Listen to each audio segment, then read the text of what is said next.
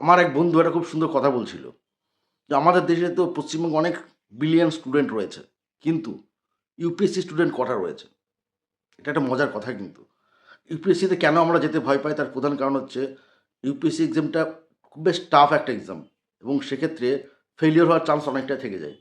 First টাইমে কেউ UPSC crack করতেও পারে না, সেকেন্ড টাইমে হয়তো অনেকেও পারে না, থার্ড টাইম লেগে যায়, থার্ড টাইমে না হলে ফোর্থ টাইম লেগে যায়। কিন্তু আমাদের ধৈর্য শক্তি খুব কম। আমরা প্রথমে ভেবে নিই যে ফার্স্ট টাইম না হলে সেকেন্ড টাইম ঠিক আছে, সেকেন্ড টাইম যদি না হয় তাহলে আর ওই লাইনে থাকবো না আমি।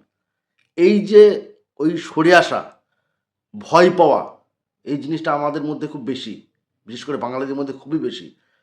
এই কারণে আমরা এই সমস্ত বড় বড় এক্সাম বা বড় বড় জায়গায় প্রতিযোগিতা করতে ভয় পাই, কারণ এখানে হেরে যাওয়ার একটা চান্স থাকে।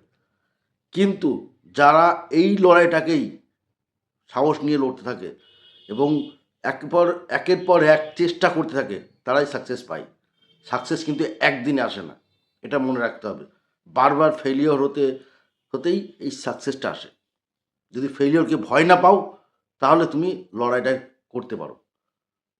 সাকসেস শব্দটা কিন্তু একদিনে আসেনি, যে আজকেই কিছু করেছে আর তারপরের দিন সাকসেস পেয়ে গেছে, এমনটা কিন্তু নয়।